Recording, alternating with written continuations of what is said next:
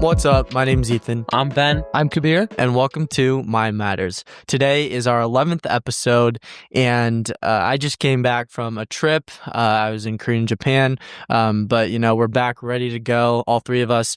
And today's episode is a little bit different. It's about inferiority complexes. So before we start, Ben, do you just want to give us a quick word?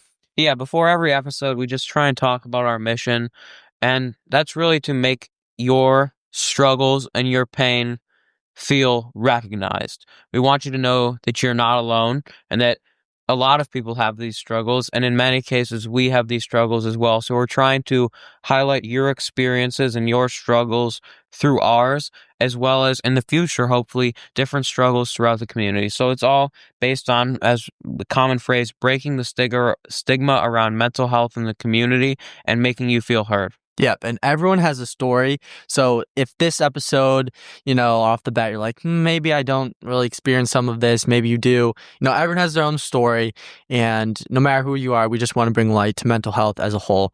So we hope you enjoy this episode. But when we start every episode off, right, we kind of talk about definitions and inferiority complexes. That isn't really a word or two words that you throw around a lot. So do you guys just want to kind of start talking about what it is? Yeah, for me, an inferiority complex is just basically living in an environment where you constantly feel belittled, or where your abilities come, you don't get to experience the full range of your abilities or your passions because people constantly make you feel like less than you are, or you constantly have to compare yourselves to other people, and that kind of persistent atmosphere is what drives like self-doubt in the long run. And I think that's where the sense of inferiority comes from. Yeah, I think inferiority complex, it's interesting because when you think of a complex or a system, it's internal, but it's also external, right?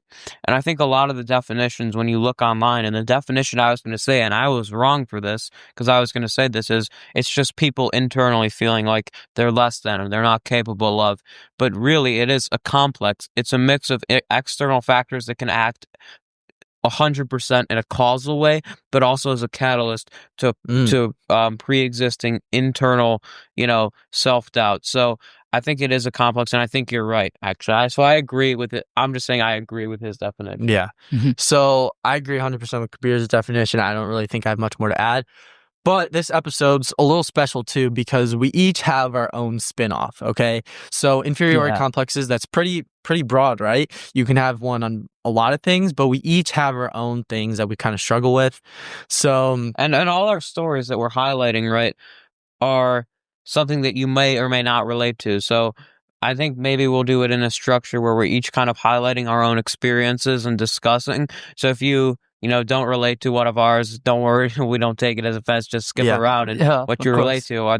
Obviously, as I said, the goal is to make you feel heard. So whatever you think is helpful. So I guess who wants to go first? Ethan, it seems like you want to go first, right? Yeah. All right. So I'll start off by saying, I thought when I pitched this idea to them, inferiority complexes, I thought they're all going to go this route that I'm about to say, but apparently not. So what what first came to mind for me with inferiority complexes was racial inferiority complexes and what that means in terms of like my heritage and where I'm from. So I'll just kind of give you some context. I'm Asian American. I'm sure you can tell by my last name, but for some background, right? Korean, right? Yeah. Or a mix of Korean. No, I'm fully Korean. Okay, gotcha. But yeah, growing up, I've always been around a predominantly white crowd. All my friends, my close friends, they're all white. I go to a school where I think 70-80% of the kids are white, right, guys? Yeah, Glenbrook. On my sports teams, I've had like maybe one or two Asian kids on my teams. But, I am in a crowd where I definitely stand out based on my physical attributes, right? And I never really reflected on that until just recently. I feel like I'm maturing and having these conversations, but something that I'm starting to identify is a pattern of thinking that I think I can label as internalized racism. So I feel like growing up, I've had this underlying notion that Asians are inherently like inferior in our society, whether that be like physical attributes, cultural attributes, athletic attributes. I just feel like, since everyone around me is white and I'm seeing all these, white Americans succeed, which is great, but I wasn't really feeling that sense of pride towards Asians. And I'll kind of unpack more on like everything that has to do with this, but I don't want to keep talking because we kind of want to popcorn around. So do you guys want to preface yours? Yeah, I mean, for me, I went down the route of, intellectual inferiority complexes, which I think if you ask people at our school, um, what kind of intellectual or what kind of inferiority complex I would have, they would not at first think of that, because I think I kind of project myself as very, I guess, studious and diligent and whatnot. But the reality is, a lot of my reputation as sort of this, like, whatever, the smart kid or in my classes, it comes from a place of insecurity. My entire life, I've been very, very insecure about my abilities, what I'm capable of. And I think my way of kind of coping with that over time was trying to make myself, puffing up my chest, or in this case, my academic achievements, in order to kind of compensate for what I thought was an inherent, like, either lack of ability or, just no, I didn't feel like I had what it took to stand out. So in return, I kind of just started cultivating this reputation starting in middle school of, like, I guess this kind of like studious scholar kind of kid. And over time, that's kind of come to haunt me, because in ninth grade, I think that kind of, I guess, middle school hubris kind of peaked, and people came to perceive me in ways that I didn't really like, because they thought I was too arrogant. And, obviously that wasn't my initial goal, but, coming across that way over a long time, like, it makes sense. But, in 10th and 11th grade, that's really where it started to haunt me most, because I've transitioned as a person. Like, I'm no longer, I no longer associate myself with a lot of the things I used to associate myself with. And so when people come up to me and hold those old standards, like, against my current self, it makes me kind of want to, like, hide, because I don't align with who I used to be. And yet, people have often, and where the inferiority comes from is not only my like perception of my own lack of ability, but also people subjecting me to kind of socially, demoralizing or embarrassing situations where, if I make a single mistake, people often make fun of me very, very, excessively in some of my classes. And that comes from a place of, like, thinking that I'm too arrogant. And so whenever I do something wrong, it's like, oh, there's a wonderful chance to make fun of this kid who's been projecting himself a certain way. And so that's kind of just been, I've been kind of in a battle against myself over the course of my high school career to, like, kind of escape this old reputation. Yeah. While at the same time, this social. So would you feel like you can categorize that as like intellectual? Yes, definitely. Kind of, or like That social, is, yeah. something like that. Okay. Yeah, mine is also, maybe his is more intellectual, but mine is kind of a mix of both between social and interaction. I'll just say what you two shared is truly is very important for people to hear. I'm sure many people listening will be very impacted by that. So that was very, very good, very important, both of you. So mine, I would say, is a mix of intellectual and social, because anybody who knows me, even you two, know that I'm very socially awkward. Both of you know that. I mean, Ben, I think you're a little hard on yourself. Yeah, I mean, you do have pretty good skills. Yeah, okay, we get, but that's something, and maybe it's better now, but throughout my life, that's a common trend. So throughout kind of the beginning of my life, throughout grade school, throughout preschool, I don't know if I've said this before, you look at me of a picture of preschool, everybody's kind of like playing in an area, and I'm like sitting with like like silencing headphones. Yeah. I was that kid. Okay, I was that kid. But that's like throughout my life. It is funny. That kid.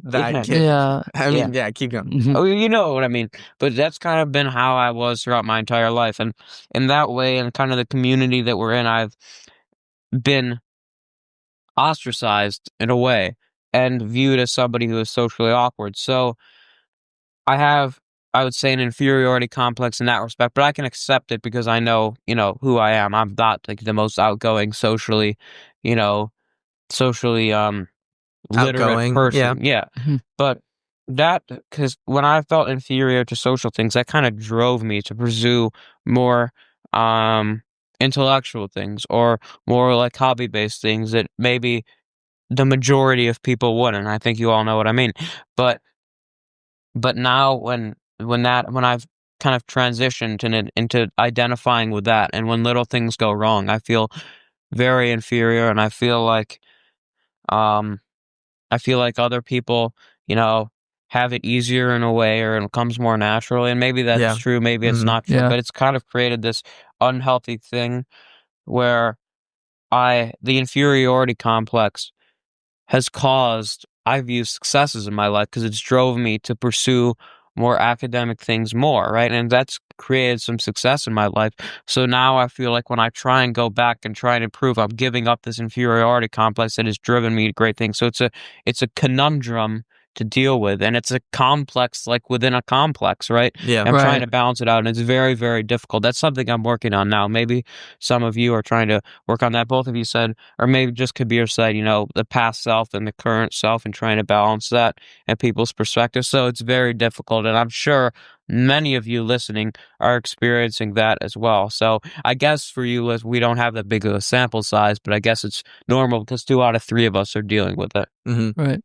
I kind of want to segue into, we're going to keep popcorning around, but I'm going to start off by just answering the question, like, where do you guys think this has come from, right? Like, what do you think the root is of these inferiority complexes? Because, when you were born, maybe some of it was just how your brain was wired, but a lot of things, it's kind of like nature versus nurture, right? It's some of the things, this is just how it Yeah. came to be. So I'll start off, right, and then we'll popcorn This around. seems like a great time to talk about social media. We talk about it every episode, right? Oh, yeah. Yeah, That it's would kind be of great. overdone though, Ben. Yeah, So a little overdone, but all right. So yeah, I'll go. So where I think my racial inferiority complex has really sprouted from was growing up. Obviously, like I said, I've been around predominantly white people, and that in and of itself, right? Just being around white people or people who aren't the same race as you, that's not like gonna cause a racial inferiority complex by itself. I mean, maybe it will contribute to it, but I think I've gone through a little bit that's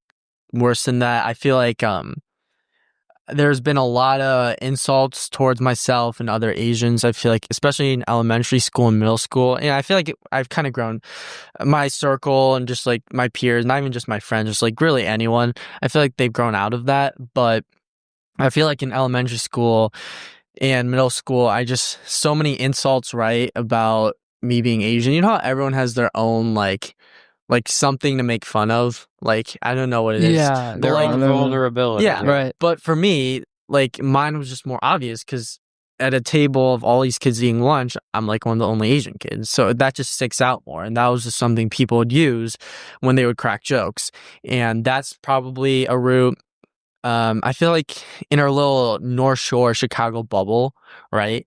Um, like Northbrook, Deerfield, and all the neighboring communities, I feel like it's definitely not as diverse as Chicago, right? A lot of Right. white Americans, definitely not as diverse, but I feel like there's been a good amount of racism. I don't know if I can specifically target a moment, but it's kind of like those little jokes and ignorance that people have that about your No, I've culture. been around Ethan. I've seen he's not. It's true. You see the trend. Yeah, and like people just say things that aren't intended to be mean. I'm trying to just think of one, just like stupid things. Like I've had kids like ask me like, "Are you from North Korea?" Like how brain dead is that, right? Yeah. Or No, like I've like seen it so could many even be like, people. "Do you actually eat dog?" Like just stuff like Right. that just really like wears down your pride towards your culture. Mhm. So I'd say that, and then lastly, um, in our communities, right?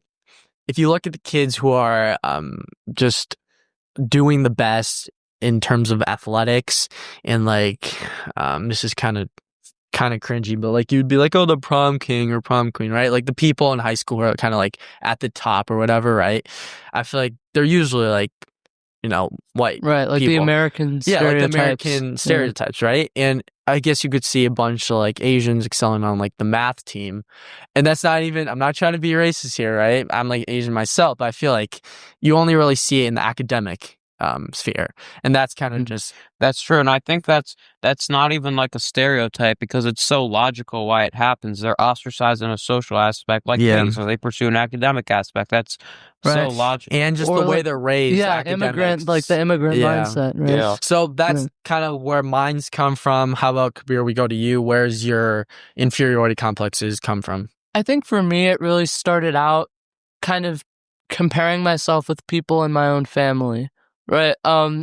I come from, a lineage, I guess, of doctors, and even on my like maternal grandmother's side, I have some pretty like accomplished people.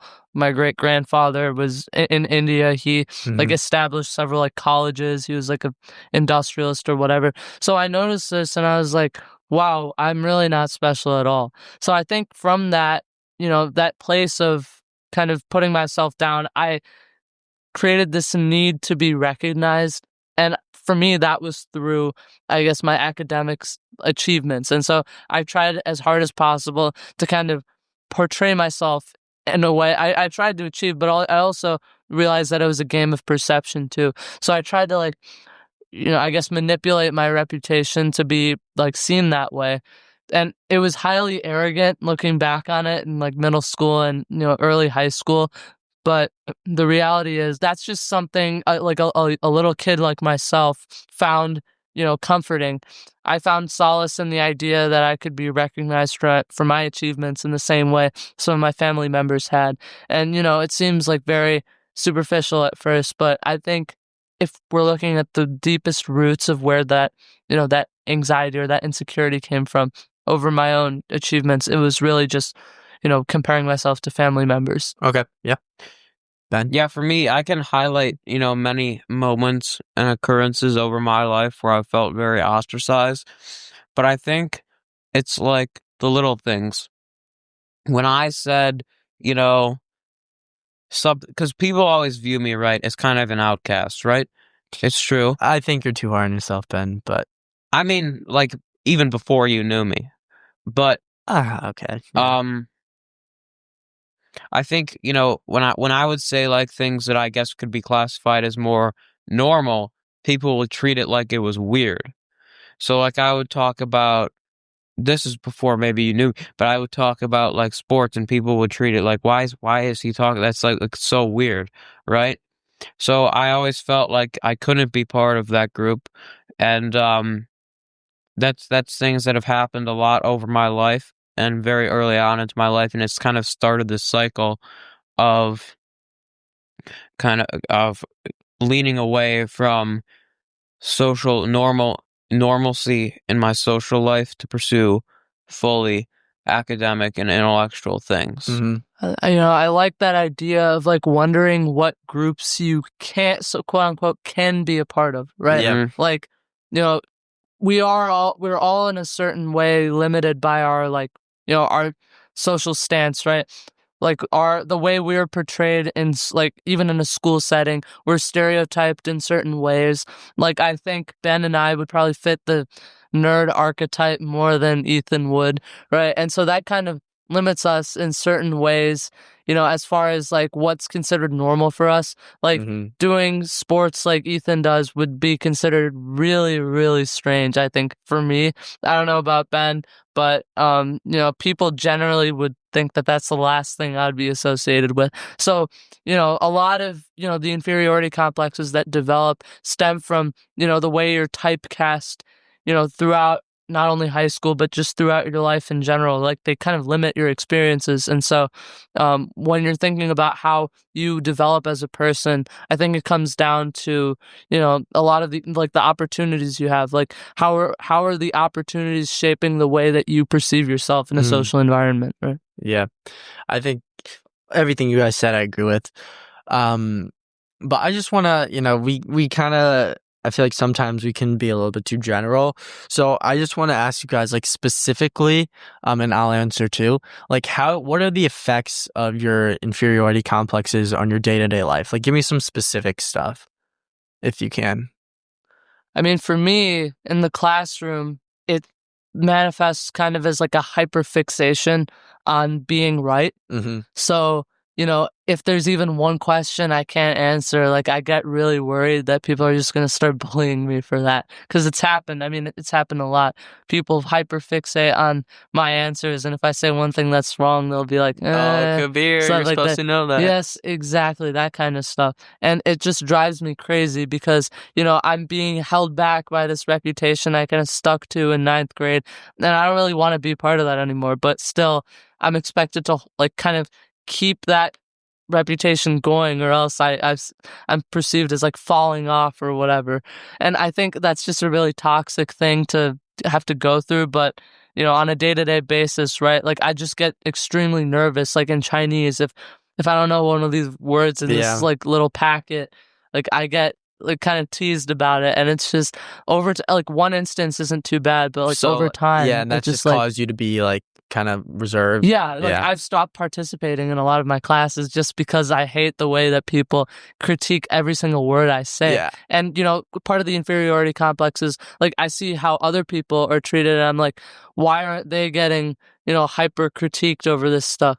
And I'm like, why am I the only one who seems to be getting this kind of treatment? And then I think back to kind of the arrogance that I had earlier in my life, and it's a source of regret.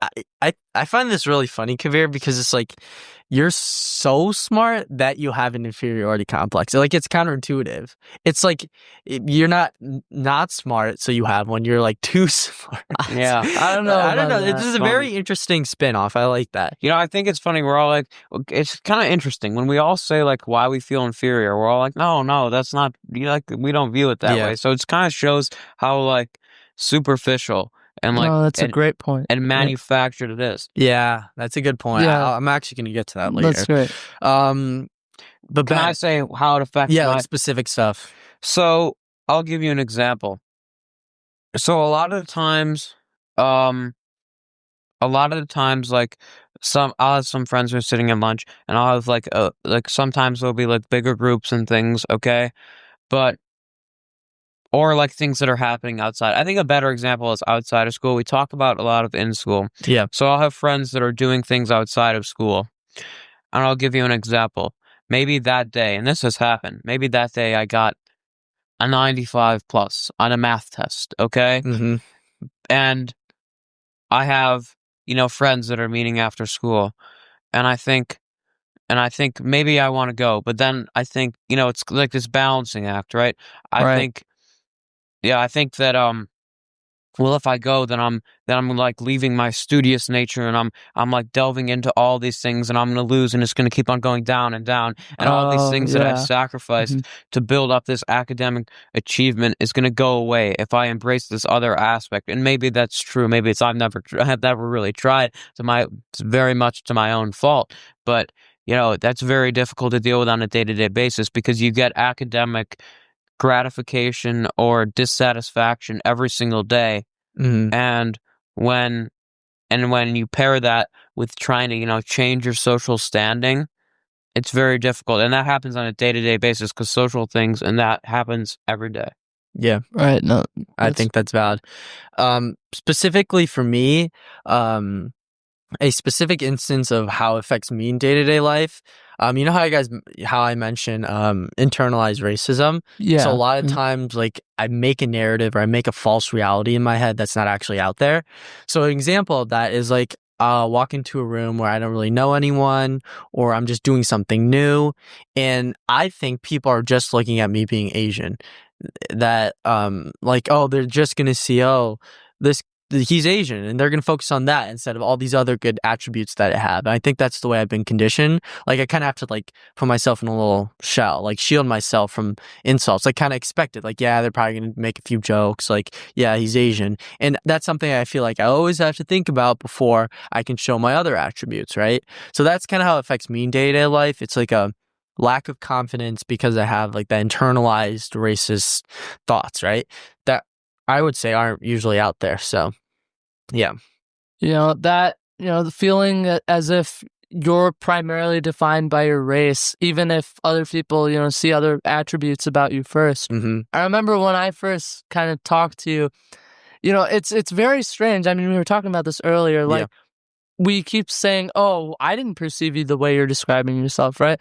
So, like, in my experience, when I was talking to Ethan for the first time, we were sitting at the same table in biology, Mm-hmm. and he was kind of quiet. I think my first impression of him was really just he was kind of more of like I guess, and he seemed more outgoing to me than the majority of the class, surprisingly, even if he doesn't perceive himself that way. Mm-hmm. But he carried himself in a very confident way, and of course, as a fellow Asian, I didn't really perceive the Asian thing as much of a Yeah. a separator of race or whatnot. But I can imagine how being in a predominantly white setting would increase feelings of internalized inferiority compared to other people around you. I've always been in a very racially mixed crowd, so I wouldn't say that's affected me to the same extent, but I can definitely imagine, like, in elementary school and middle school, those same types of interactions happened. Even in the more relatively diverse crowds,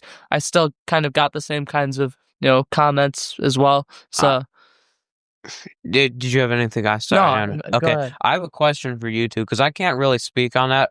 I mean, I'm Jewish, but which is like when you think about relative numbers, a very in terms of worldwide, I mean a very small group, but in Right. terms of this area, it's not. So I can't really speak on that. Um, but I think the only thing I can say is, like, obviously on social media and on other things and on other platforms in general sentiment worldwide, you see news stories about, people, obviously people throughout history and now don't necessarily love Jewish people, not everybody. Okay. Uh-huh. But, I see that, and Yeah. it's a little difficult, and I'm sure there are some critique. I'm not trying to play like, and I'm sure I know there are like geopolitical things going on right now, and I'm not trying to pick any side or say anybody's wrong because I don't know. I'm not there. I live in Northbrook, right? Mm-hmm. Right. But I'm saying just from my perspective that it's a little concerning to see all these people I go on social media and they say like in response to something that like Jews deserve to be killed or something like that. And maybe the thing that they're talking about that is wrong, that maybe the Jewish people had something to do with is wrong, and that's fair. But some of that like extreme hatred, it's difficult to see. But obviously in our community, I can't speak on that because a lot of there are a lot of Jewish people here. But I have a question for you two. Yeah. In your experiences, do you feel like within your community there's pressure? Like for you, you say you're with white people, and Kabir, I know you're Indian. And do you feel pressure from within your community? Kind of like stay within your community, and like if you're like hanging Oh, out with all these white people, like it's wrong or it's bad. 100%. Oh, Dude, yes. it's funny because I talk about this with my mom all the time. It's because at Glenbrook North, right? This is a trend that I kind of see that a lot of Asian kids like to hang out with other Asian kids, right? Like they like to keep to their community, right? Yeah. And I feel like in my friend group in my circle, I'm like one of the only Asian kids, and that's kind of atypical or not normal, right? For Glenbrook North, and that's kind of taken a toll on my mental health because I feel like I'm in the middle. Like I don't fit in with this group, but then I'm one of the only Asian kids in my friend group, and I don't really fit in. I like physically attributes, right? Like I don't necessarily fit in with them, so I feel like I'm constantly in the middle, and I don't really know if I have a group sometimes, and definitely it's taking a toll on me that way. Kabir. I mean, for me, I think a lot of the pressure is familial once again, right? Mhm. Like, as an Indian, I was kind of brought up in a context where I like saw a lot of other Indian kids and stuff, right? Like we had groups that were exclusively dedicated to our like specific area in India, and so we were kind of encouraged to kind of form these connections among our own culture. Yeah. But when you expand to public school, it's inevitable that you meet other races, and so I think a lot of those early like encouragements to meet up with Indian people kind of go away. Although I would say that I would view it as a little bit of a coincidence that a lot of my friends now are still Indian, because there really is no reason why that should be the case. I mean, we met entirely like through academics and school, and I wouldn't say that I have a like particular affinity for Indians. We Yeah. just kind of gravitate to the same spaces, I guess, and I think that's kind of part of the immigrant thing too, because my parents encouraged me to be a lot more academic, and I guess these kids also did have that mindset as well. And so I think a lot of Indians just gravitate to the same places. I would also say programs like DECA definitely encourage this kind of. There are like there's like a lot of Indians in DECA, so I think Yeah. there's some kind of coming together of that sort that exists among certain races. For me, I think the pressure has been considerably less than it would have been for someone like Ethan, who's been in a mainly white friend group. But I think that still exists, and there's still kind of a pressure to kind of meet with the same kinds of or the same I ethnicity. feel like it's just hard because when you don't fit that mold of like your expected or stereotypical group, like if you're Asian, oh, you have to like math, like all this, like if you don't fit that mold, it's kind of awkward, right? Because it's like, then where do you fit, right? And Right. I feel like that's kind of something that I've definitely struggled with. But the next part on my note sheet is good things, like how to deal with it and like coping strategies. So do you guys want to move into that? Yeah, before we do, I just have, one more question. I asked a question already, I know that, but I have one more. Yep. Do you feel like when you look back at your inferiority complex, because for me, it's so complicated, because if you ask me right now, if you could go back through your past and erase all of these, bad things and erase that inferiority complex and just see what happens, I don't know if I'd do it, because I feel like it has driven me to accomplish different things, and I feel like it's such a part of me. So I don't know if I would do it. So it's such a complicated thing, and it's such a part of me that, you know, it's almost difficult to deal with, and maybe I don't even want to subconsciously. So my question to you guys is, do you feel in any way that your inferiority complex has driven you to be better or to improve? And in some ways, you're not sad about it happening. Yeah, I'm actually gonna hold off on answering that because it's Okay. kind of with the coping stuff. But Okay, Kabir, yeah. I think a lot of what motivated me to even develop an inferiority complex is like a sense of, academic lackluster or something like that. So I think in a sense, it's kind of encouraged me to like develop my skills. Although it is like tinged with a lot of regret because it's made me develop social characteristics that I've come to, despise about myself, right? Like I genuinely think I'm a way different person than I was 2 years ago. And, I think I'd like to move on to like kind of a coping strategy for that right now yeah, that I kind of just thought of. And that would be constant reinvention. For me, I think the biggest thing that has helped drive like a wedge between who I was and who I am is constantly making people think that I do like so-called like atypical things. For me, I guess even starting this podcast, when a lot of people heard about that, they're like, "What? Why would?" That's yeah, insane, Kabir. You're doing a podcast. I I know. think like that kind of breaking the mold in that way, or like kind of just I used to be kind of more stuck up, I guess. So I think relaxing my, the way I talk to people and stuff like that. Again, I had a lot of unfortunate characteristics, but I think breaking away from that constantly, trying to make people like believe that I'm a different person has kind of I guess it's not only improved my social life, but it's also made me kind of realize how much different I am Hmm. than who I was 2 years ago. I feel like if I tried to stay to the same kind of formula that I developed for myself in middle school and early high school, I would be kind of extremely socially inept at this point. I wouldn't have any way.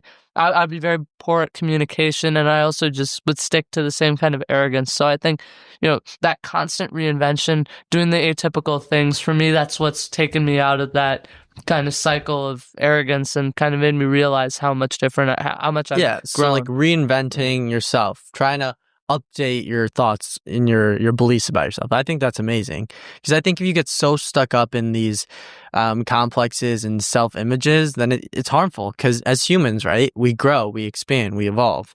And if you just stay stagnant in your own beliefs, I feel like throughout your life, inevitably you're going to be disappointed. So I think that's amazing. Ben, So do you I have... think that goes back, and I think this is what I'm about to say is something I think we learned during this episode. It's something that I knew was something that was emphasized to me during our conversation this episode.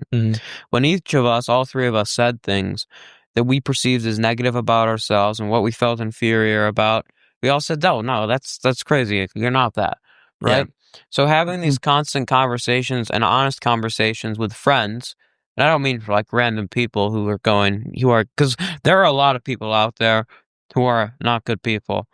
Okay, so you don't want to have conversations like with them. I don't mean that, but with true friends like you guys, having conversations about it can make you kind of not undercut, but kind of challenge why you feel inferior and make you reconsider, right? Yeah, And of course. also, estimates are as high. I just looked it up. Estimates are as high that not like low self-esteem, 85%. Inferiority complex, probably a little bit less because it's more extreme, but a lot of people have this, right? So having these open conversations is all that you can really do, because inferiority complexes are not a thing like anxiety where you can have these kind of more internal, I mean you can, but it's more internal based for anxiety, right? So but inferiority complex, it's a complex, it's the environment, right? You have to interact with it, you have to have conversations with people. I think, have you guys ever heard of something called the spotlight effect? No. Okay, so it's basically this idea where you believe you're always in the spotlight. So a lot of people sometimes get this for social anxiety when they raise their hand. Yeah. But I think something that has to do with inferiority complexes is sometimes you get the spotlight effect where you think people are only looking at something and they think you're so inferior, when in reality, you're just doing all that inside your own head. So like for me, how I said when I walk into a room, I always think people first see that I'm an Asian American, and before they look at my other attributes. I'll say from my perspective, that's not true. Like usually that's not the case, because that's and with not just you, like with other people I don't know. Yeah, that's like a spotlight effect that I have. I think that's in the spotlight, and that's something I've internalized. Like for you guys, Kabir, you probably think when you raise your hand, like everybody is just like keying into your answer. And I'm gonna be honest with you, I was in bio. When you did raise your hand, I didn't really like pay attention. So like you think you're really in the spotlight when most of the times you're not. And like I said, Ben, you know how you just said we were sharing our own experiences and you're like, really? Like I didn't know that. Right? So most of the time, not most of the times, but sometimes it might actually be the case where people don't really think that of you. You're just internalizing these thoughts, and it's important to reflect and be aware of that. Right. And Ben's point, just to bring it up again about, talking with friends, it's a great way to kind of break this negative like loop of self-thought, right? So like, you think about how like negative your life is, or when like this problem you're experiencing, and right, you can get stuck in that. So I think I just wanted to drive home the importance of having these conversations with people close to you, so that you can kind of, break that bubble of negative self-talk, right? You think that you're a certain way, but then you realize other people don't think of you that way. And so I think that's an extremely important point that he made. Do you guys have a few more coping strategies? I know I have a few more. Yeah, go, Ethan. All right. Go ahead. I think that's the main one. So one for racial inferiority complexes. Another coping strategy that I have. It's funny because, I just got back from Japan and Korea, and I'm Korean. Coming back from this trip, I just felt a lot more pride in my culture and who I am and where my, family originated from. And I feel like you really need to sometimes connect with your heritage and find a balance, right? It's okay, right? You don't always have, if you're Indian American, you don't always have to always be around other Indian Americans. Same thing with any other race. Yeah. So I think finding a balance is good. Like, you have you guys heard of that term, like being whitewashed? Like, I don't think, like if you make that your whole personality, I think you're just missing out on your own culture, right? Like, I feel like you need to find a balance between maybe assimilating into American society, if that means white culture in some cases, right? Or connecting with your own heritage, like I did, going on a trip, I have so much more pride and appreciation for my culture and everything about it, the food, the pop culture. Just, I feel like all those jokes, like, people just really have no clue. They've never been to the other side of the world most of the time. So, like, who are they to say, like, yeah, the only of thing you course. do is eat dog or whatever stupid stuff, right? But so that's my one coping strategy that I had. And the second, this is kind of like big picture, like we like talking about big picture. But let's say you have an inferiority complex and you're convinced that other people feel the same way, and it really is taking a toll in your life. Let me ask you this. I want you guys to kind of think about this too. Like at the end of your life, when you're at, you're like close to the end of your life, you're like on your bed and you're thinking like, could I have done all of this if I just stopped caring what other people think of me? And these thoughts like, yeah, I'm inferior. Like, think about how much that limited you, how much different your life would have been, right? It's like the butterfly effect, right? So I want you whoever you are, kind of just sit down and think about that moment at the end of your life. Like, if I was limited for all of this because of some complex that may not have been true or something that I should have tried to resist more or get help with, I think that's important to think about. And I have like one more. Do you guys just want to? No, go ahead. No, They're good. We're good. Okay. Yeah. Then the last one I have is it's kind of like a saying, like, you should dare to be different, right? Because you're not the problem. The system's the problem, right? Our world, your environment, high school, there's going to be problems everywhere.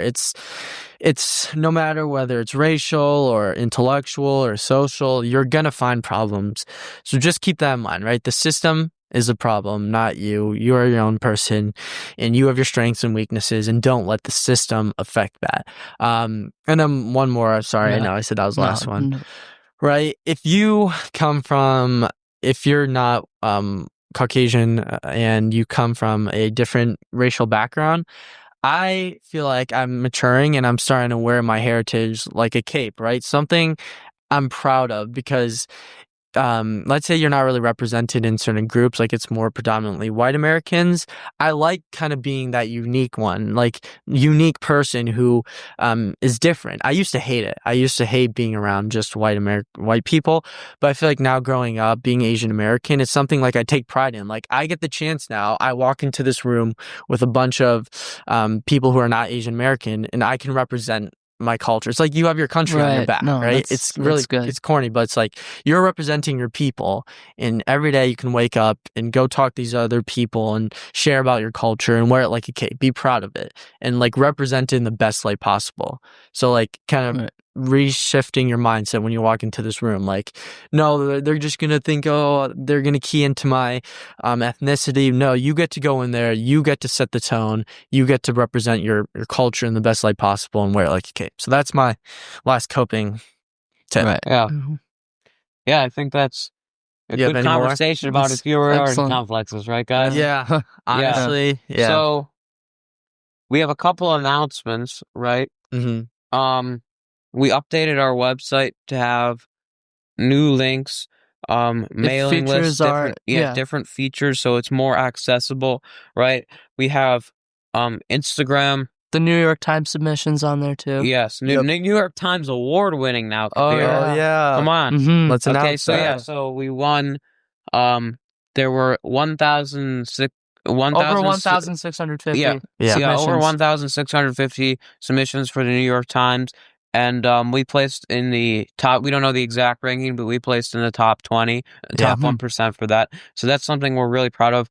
You can listen to the episode on YouTube, Spotify, all these things on our website. It's front and center right now. Right. So it listens to it, and that kind of talks about more about our experiences. Mm-hmm. So yeah, that's something cool to listen to. On Instagram, we're posting reels, and on YouTube, we're posting shorts to kind of drive home that message about the fact that you are normal and that you're experiencing this, and many people do, and your pain is recognized and your suffering is recognized, and that's the message we're trying to drive home. So make sure to check that out as well. Any other stuff, guys? a lot more collaborations coming in the future with we have a local lot of stuff coming up. organizations. I know we've kind of been on a little stretch of where we're making like original episodes, just us three, but we're definitely trying to get more interesting guests on the podcast and really expand our reach in the community and just overall. So be on the lookout for that. Any more updates you guys want to share? So we revamped our website, social media. Our website's basically our portfolio. It has, if you want to sign up for a mailing list, you can do that there. It has all of our social media, some online numbers that we've accumulated, partnerships, and much more. So if you're interested in the podcast and want to learn more, you can click on that link, which will be in the description of this episode. And I don't know if we mentioned this already, but we have a lot of cool episodes in the works. We have a lot of potential guests that are possibly going to come on the podcast, and we're putting together a lot of cool things. Just be on the lookout for that. My name's Ethan. I'm Ben. I'm Kabir. And just remember, your mind matters.